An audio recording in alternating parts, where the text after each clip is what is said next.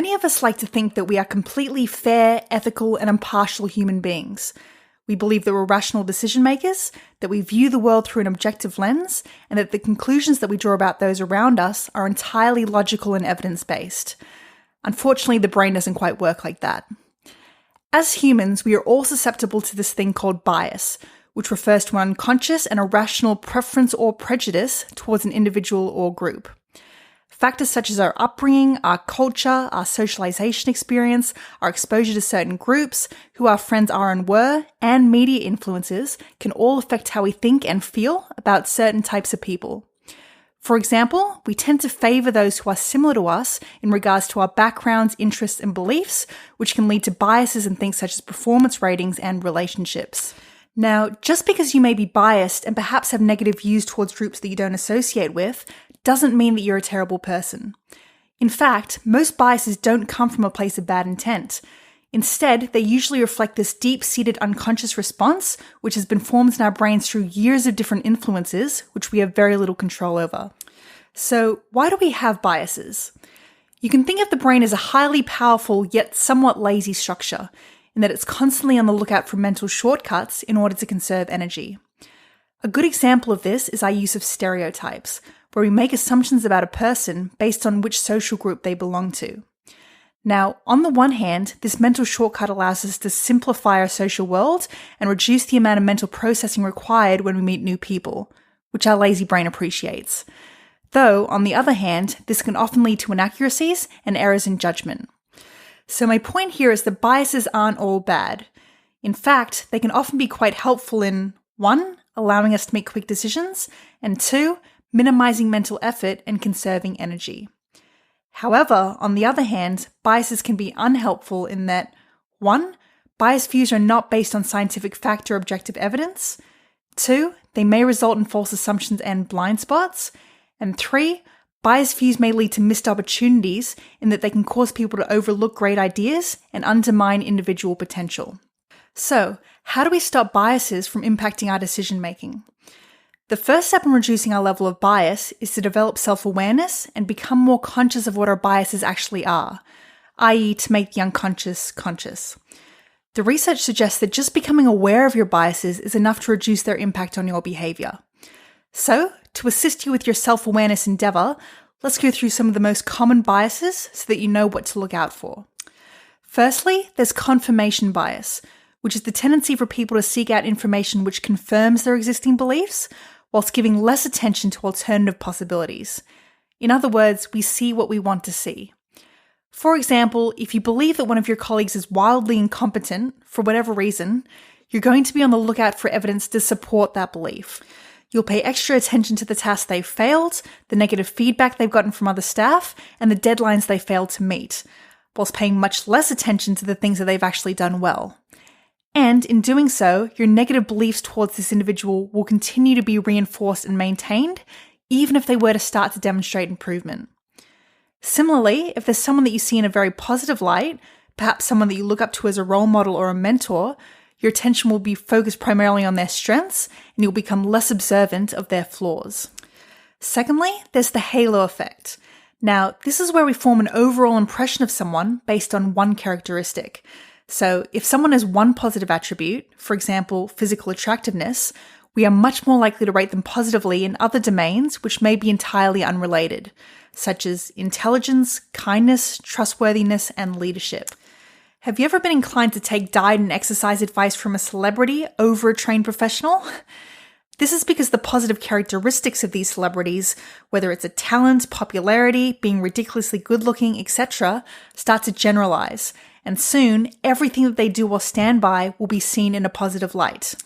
There's even studies suggesting that attractive people are less likely to be convicted of crimes that they're accused of in comparison to less attractive people, and they'll receive less severe sentences because of this halo effect and the tendency for them to be perceived more favorably. So, the halo effect was initially founded by psychologist Edward Thorndike in 1920 after finding an interesting pattern whilst examining performance reporting in the military. He found that officers tended to rate their subordinates as consistently good across the board or consistently poor across the board in relation to all characteristics with little variation.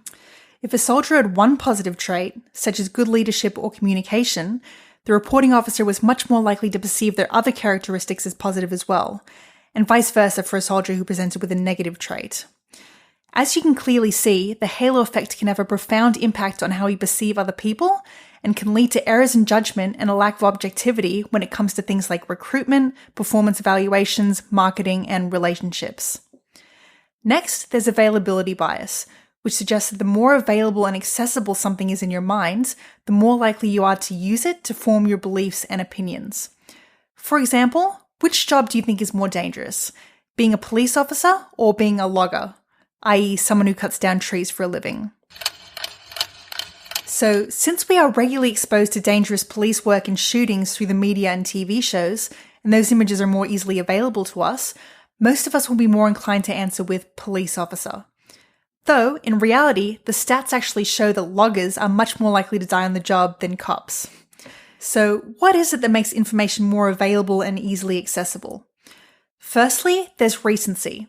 So, as a general rule, the more recently an event happened, the fresher it will be in your mind, and therefore the more available it will be. Secondly, if something is easily memorized and simplistic, it will also usually be more available.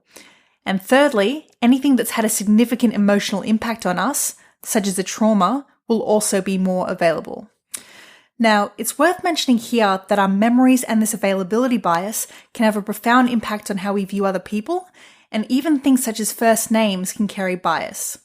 For example, if we recently entered a terrible relationship with a person named Taylor, who, in our minds, was an inconsiderate, cheating, arrogant, lazy, and downright unpleasant human being, then we may view other people called Taylor through a similar lens, even though these two people aren't connected in any way. Finally, we have in-group bias, which is the tendency for people to favour and give preferential treatment to members in the same group as them. And these groups could be anything, from gender, race, sports team, shared interests, friends groups, social clubs, religion, shared political views. I could go on. But in a nutshell, this bias suggests that we are much more likely to favour those who are similar to us compared to those who are different.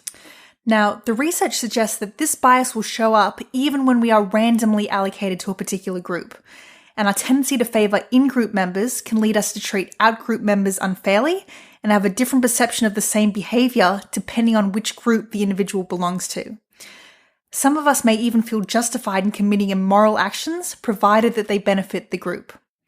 To better illustrate this concept, let's discuss a study called the Robbers Cave Experiment, where a bunch of kids at summer camp were randomly allocated to either Group A or Group B.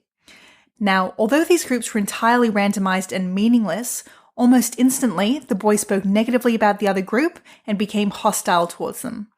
And once some friendly competition was introduced with games such as tug of war, the groups began trading insults, they burned down the other group's team flag, and they raided each other's cabins. When asked, the boys ascribed positive characteristics to the individuals in their group and negative characteristics to the individuals in the other group.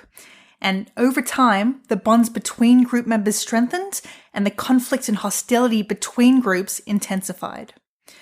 Now, if this kind of an effect can occur with randomized groups, have a think about what could happen with groups based on deep-seated values, beliefs, and opinions. Have a think about all the wars and conflicts in this world which have stemmed from in-group differences because their views didn't align. Now, this in-group bias can really have a significant impact on all aspects of life. For example, in a work context, if a boss associates with the same groups as a particular colleague, whether it be the sports team they follow, shared interest, etc., they are more likely to favour that worker and give them preferential treatment over other workers.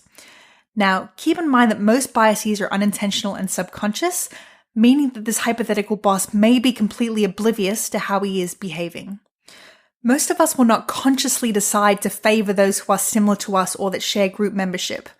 Again, this reflects a deep-seated and ingrained response in our brains, which has been formed over many years through a multitude of different influences. So hopefully you've enjoyed my little ramble about the 4 most common types of unconscious bias, being confirmation bias, the halo effect, availability bias, and in-group favoritism. As I mentioned before, just becoming aware of these biases, i.e. making the unconscious conscious, is enough to significantly reduce their impact on your behavior. So, Next time you start perceiving an individual or a group in a particularly positive or negative light, I encourage you to take a step back and explore whether one of these biases may be at play. Through regular self-reflection, you'll develop your insight and self-awareness, and this will allow you to make fairer, more rational, and more objective decisions in the future.